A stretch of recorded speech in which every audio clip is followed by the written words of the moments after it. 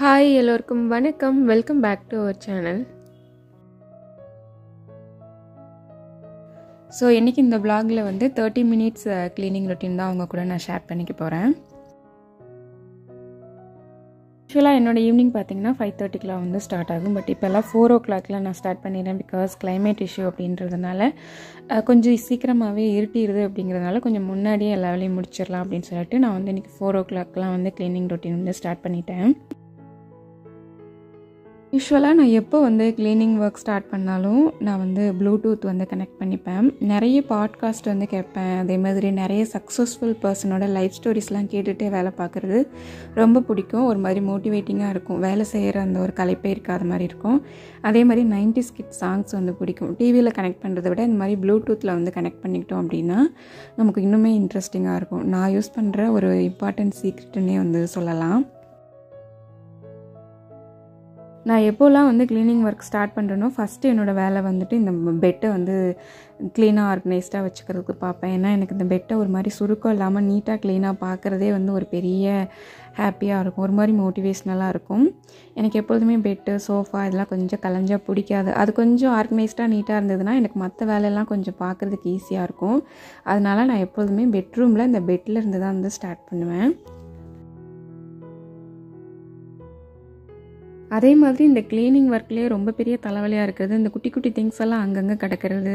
எடுத்த பொருளை வந்து எடுத்த இடத்துல வைக்காமல் எல்லா இடத்துலையுமே வச்சிட்ருப்பாங்க. ஸோ நான் அதுக்கு யூஸ் பண்ணுற ஒரு விஷயம் பார்த்திங்கன்னா இந்த மாதிரி பாக்ஸ் யூஸ் பண்ணுவேன்.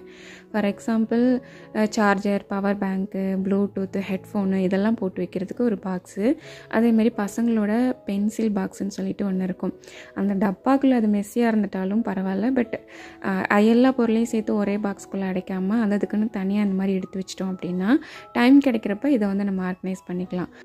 மாதிரி எல்லாத்தையும் எடுத்து ஏதோ ஒரு இடத்துல ஸ்டோர் பண்ணுறதுக்கு இந்த மாதிரி பாக்ஸ் யூஸ் பண்ணி அந்தந்த திங்ஸ் அதில் வச்சிட்டோம் அப்படின்னா நமக்கு கொஞ்சம் க்ளீன் பண்ணுறதுக்கு ஈஸியாக இருக்கும். ஸோ இந்த மாதிரி டாய்ஸ்க்கு ஒரு டப்பா, பென்சிலுக்கெலாம் ஒரு டப்பா, ஸோ ஒவ்வொரு திங்ஸுக்கும் ஒரு டப்பா வச்சிட்டோம் அப்படின்னா அது வந்து நமக்கு கொஞ்சம் ஆர்கனைஸ் பண்ணுறதுக்கு க்ளீன் பண்ணுறதுக்குலாம் ஈஸியாக இருக்கும். கண்டிப்பாக ஒரே வேலையை திருப்பி திருப்பி செய்கிறப்போ எல்லாத்துக்குமே அந்த போர் அடிக்கிறது இதெல்லாமே ரொம்ப நார்மல் தான். பட் ஒன்றுமே பண்ண முடியாது. குழந்தைங்க இருக்க வீட்டில் வந்து நம்ம எல்லா டைமும் க்ளீன் அண்ட் ஆர்கனைஸ்டாக ஒரு வாட்டி பண்ணிவிட்டு அதை அப்படியே மெயின்டைன்லாம் பண்ண முடியாது. அது ரொம்பவே சேலஞ்சிங்கான விஷயம். நானுமே வந்து காலையில் ஒரு வாட்டி அப்புறம் ஈவினிங் ஒரு வாட்டி இந்த மாதிரி தான் போயிட்டுருக்கோம். நைட்டு வந்து தூங்க போகிறதுக்கு முன்னாடி கூட நான் செட் பண்ணி வச்சுட்டு தான் நான் படுப்பேன். ஒவ்வொரு வாட்டியும் நான் க்ளீன் பண்ணுறப்பையும் ஓகே இதை நம்ம எப்படியாவது மெயின்டைன் பண்ணோம் அப்படின்ற மாதிரி தான் நினைப்பேன். பட் ஏதாவது ஒரு இடத்துல திருப்பி நம்ம நினச்சதை விட மெஸ்ஸி ஆகிடும். ஸோ கண்டிப்பாக ரியாலிட்டியை நம்ம வந்து அக்செப்ட் பண்ணி தான் ஆகணும். ஒரு சில டைமில் உண்மையாலுமே நமக்கு வந்து முடியாது. எந்த வேலையுமே பார்க்குறதுக்கு தோணாது. ஒரு சில டைமில் குழந்தைங்கள ஹேண்டில் பண்ணிவிட்டு இதையும் பார்க்குறது வந்து ரொம்ப கஷ்டம். நானும் அதை வந்து கிராஸ் பண்ணி தான் வந்திருக்கேன். அந்த மாதிரி டைமில் இட்ஸ் ஓகே. பட் நம்ம நல்லா இருக்க டைமில் ஒரு சில லேசினஸ்னால் அதுவும் இந்த மெயினாக அந்த ஃபோனெல்லாம் எடுத்துட்டோம் அப்படின்னா சுத்தமாக எந்த வேலையுமே ஓடாது. அந்த மாதிரி நம்ம வாலண்டியராகவே நம்ம வந்து பண்ணாமல் இருக்கோம் அப்படிங்கிறதெல்லாம் வந்து எனக்கு தெரிஞ்சு ரொம்ப தப்பு. அந்த மாதிரி விஷயத்துக்கு நம்ம வந்து பழக்கப்படக்கூடாது. நான் நிறைய வீடியோவில் சொல்லியிருப்பேன்னு நினைக்கிறேன். என்னோடய வீடு எப்படி இருக்கோ அதை பொறுத்து தான் என்னோடய மைண்ட் செட்டுமே. கண்டிப்பாக க்ளீனாக ஆர்கனைஸ்டாக இருந்ததுன்னா ஒரு மாதிரி என்னோடய மனசு அலைப்பாயாமல் ஒரு மாதிரி பீஸ்ஃபுல்லாக இருக்கும். அடுத்தடுத்து வேலை பார்க்குறதுக்குமே ஒரு மாதிரி இன்ட்ரெஸ்ட் கொடுக்கும். பட் வீடு க்ளீனாக இல்லை அப்படின்னா எதையாவது ஒன்று போட்டு குழப்பிகிட்டே இருக்க மாதிரி, உண்மையாக குளிக்கலைன்னா எப்படி இருக்கும் அந்த மாதிரி தான் எனக்கும் ஃபீல் ஆகும். அண்ட் இன்னொரு விஷயம் பார்த்திங்கன்னா நம்ம வீட்டை க்ளீனாக வச்சுருக்கிற அன்றைக்கி யாருமே வரமாட்டாங்க. பட் வீடை வந்து கொஞ்சம் ஒரு மாதிரி போட்டிருப்போம். இன்றைக்கி யாருமே வரக்கூடாதுன்னு நினைப்போம், அன்றைக்கி தான் வருவாங்க. ஏன்னா நம்மளோட மரியாதை இருக்குது அப்படின்றதுனால நம்ம அதவே திங்க் பண்ணிகிட்ருக்க மாதிரி இருக்கும். அதே மாதிரி இன்னொரு விஷயம் கவனிச்சிங்கன்னா ஒரு விஷயம் தெரியும். என்னென்னா திடீர்னு நம்ம வீட்டுக்கு யாராவது வராங்க அப்படின்னு ஒரு 1/2 அன் ஹவருக்கு முன்னாடி நமக்கு இன்ஃபர்மேஷன் வந்துட்டாலும் இமீடியட்டாக நம்ம வந்து க்ளீன் பண்ணிடுவோம். டோட்டலாக இந்த வீட்டை க்ளீன் பண்ணுறதுக்கு 1 நாள் ஆகும்னு நினச்சிட்ருப்போம். பட் யாராவது வராங்க அப்படின்றது தெரிஞ்சிருச்சு அப்படின்னா ஒரு வித்தின் 1/2 அன் ஹவரில் வந்து டோட்டலாக அந்த வீட்டவே மாற்றிடுவோம். அது எப்படி தான் அந்த மிராக்கிள் நடக்குது அப்படின்றதே தெரியாது. ஸோ நான் அந்த டைம்லாம் தான் யோசிப்பேன், ஆக்சுவலாக இன்றைக்கி வந்து நம்ம இந்த வீட்டை க்ளீன் பண்ணுறதுக்கு 1 நாள் ஃபுல்லாக ஆகும் அப்படின்னு சொல்லி லேசியாக உட்காந்துருப்போம். ஆனால் யாராவது வராங்கன்னா மட்டும் அந்த நேரத்தில் அந்த டைமில் எப்படி நமக்கு அந்த எனர்ஜி வருது, அப்போ உண்மையாலுமே நம்ம லேசியாலாம் இருக்குமா அப்படின்ற மாதிரி தோணும். ஸோ இது நிறைய பேரோட லைஃப்பில் நடந்திருக்கும் அப்படின்னு நினைக்கிறேன். ஸோ கண்டிப்பாக அந்த லேசினஸ்க்கும் உண்மையாலுமே நம்மளால் முடியல அப்படின்றதுக்கும் நிறைய டிஃப்ரென்ஸ் இருக்குது. ஸோ நம்ம தான் வந்து அதுக்கேற்ற மாதிரி மாறுறதுக்கு ட்ரை பண்ணணும். அதே மாதிரி ரீசெண்ட் டைம்ஸில் நான் ஃபாலோ பண்ணுற ஒரு விஷயம் பார்த்திங்கன்னா, டெய்லி வந்து நம்ம க்ளீன் பண்ணுறதுன்றது நார்மல். ஒரு வீடு கூட்டுறது, துடைக்கிறது, சமைக்கிறது, துணி விஷயம் இதெல்லாமே நமக்கு ரெகுலராக நம்ம பண்ணித்தாகணும். அதுக்கு வேறு ஆப்ஷனே இல்லை. எக்ஸ்ட்ராவாக அந்த வந்துட்டு மேலே அந்த செல்ஃப் எல்லாம் க்ளீன் பண்ணுற மாதிரி இருக்கும், ஃபேனு க்ளீன் பண்ணுற மாதிரி இருக்கும், கபோர்டில் கலைஞ்சிருக்க திங்ஸ் எல்லாம் க்ளீன் பண்ணுற மாதிரி இருக்கும். அதெல்லாம் நம்ம வந்து ஒரே நாளில் பண்ணாமல் டெய்லியுமே ஒரு வேலையாக, இப்போ வந்து ஒரு நாளைக்கு என்னோடய செல்ஃப் ஃபுல்லாக க்ளீன் பண்ணுறது, ஒரு நாளைக்கு என்னோடய ஹஸ்பண்ட் செல்ஃபு, ஒரு நாளைக்கு மேலே அந்த ரேக்கில் இருக்க அன்வான்ட் திங்ஸ் எல்லாம் வந்து கிளியர் பண்ணுறது. இந்த மாதிரி டெய்லி ஒரு பார்ட்டாக எடுத்துக்கிட்டோம் அப்படின்னா ஆல்மோஸ்ட் ஒரு 15 டேஸில் வந்து கொஞ்சம் எல்லாத்தையுமே நெருங்கி க்ளீன் பண்ணிடலாம். அது கொஞ்சம் மெயின்டைன் பண்ணுறதுக்கு வந்து ஈஸியாக இருக்கும். அதே மாதிரி ரீசெண்ட் டைமில் நான் வந்து என்னோடய பெரிய பையன் மாராவை வந்து நான் வாட்ச் பண்ணிட்டு தான் இருக்கேன். மாராவுக்கும் என்ன மாதிரி கொஞ்சம் க்ளீனிங் ஒர்க்லாம் ரொம்பவே பிடிக்கும். நானும் பண்ணட்டேன் மாமா அப்படின்னு சொல்லி ஹெல்ப் பண்ணுறதுக்கெலாம் வருவான். அதே மாதிரி பென்சில்லாம் கொஞ்சம் கீழே இறச்சிட்டான் அப்படின்னா அதெல்லாம் எடுத்து கரெக்டாக நான் என்ன பாக்ஸில் ஸ்டோர் பண்ணியிருக்கணும் அங்கே வந்து வச்சுருவான். அதேமாதிரி டாய்ஸும் விளையாண்டு முடிச்சுட்டு அதில் போட்டு வச்சுருவான். ஸோ ஒரு சில அதெல்லாம் அவன் பார்த்து பழகி வளர்கிறதுனால எந்தெந்த பொருள் எங்கெங்கே இருக்குது அப்படின்றது அட்லீஸ்ட் தெரிஞ்சுக்கிட்டு அதை அங்கே வைக்கணும் அப்படின்னு சொல்லி ட்ரை பண்ணுறது வந்து எனக்கு ரொம்பவே ஹாப்பியாக இருக்குது. பட் சரணுக்கு வந்து அந்த மெச்சூரிட்டி இன்னுமே வரல. அவன் வந்து ஃபுல்லாகவே கலைச்சிருவான். மேக்ஸிமம் எங்கள் வீடு கலையிறதே பார்த்திங்கன்னா சரண்னால தான். பட் மாறாவும் ஒரு சில நேரம் பண்ணும். பட் முன்னாடி இருந்ததுக்கு இப்போ வந்து ஒரு 50-50 வந்து எனக்கு ஹாப்பியாக தான் இருக்குது. கண்டிப்பாக வீடு அப்படின்றது வீடு அப்படின்னு ஒரு வேர்டாக பார்க்க முடியாது. அதுலேயுமே நிறைய எமோஷ்னல் வந்து இருக்குது. ஏன்னா என்னோடய ஹஸ்பண்ட் வந்து ஆஃபீஸ்லேருந்து வீட்டுக்கு வர்றப்போ நாங்கள் ப்ளசண்ட்டாக வீடு ஃபுல்லாக க்ளீனாக ஆர்கனைஸ்டாலாம் வச்சுக்கிட்டோம் அப்படின்னா கண்டிப்பாக அவங்களோட எக்ஸ்ப்ரெஷன் மாறும்.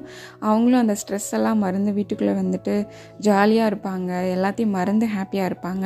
பட் நாங்களும் டவுனாக இருந்து வீடும் வந்துட்டு ஒரு மாதிரி கிளம்ஸியாக இருந்துச்சு அப்படின்னா அது அப்படியே அவங்களுக்கு வந்துட்டு போகும். அவங்களுமே டவுனாக ஃபீல் பண்ணிடுவாங்க. ஸோ நான் நிறைய டைம் அதை வாட்ச் பண்ணியிருக்கேன். அப்படின்றதுனால அதுக்காகவே மெயினாக வந்து நான் கொஞ்சம் எப்பொழுதுமே இந்த மாதிரி க்ளீனாக வச்சுக்கிறதுக்கு ட்ரை பண்ணுவேன். க்ளீனிங் அப்படின்றத வந்து நான் ரொம்ப பர்ஃபெக்டாக நான் மீன் பண்ணல. டே டு டே லைஃப்பில் பண்ண வேண்டிய ஒரு சில விஷயங்கள் அதை வந்து நம்ம எப்பொழுதுமே தள்ளி போடக்கூடாது.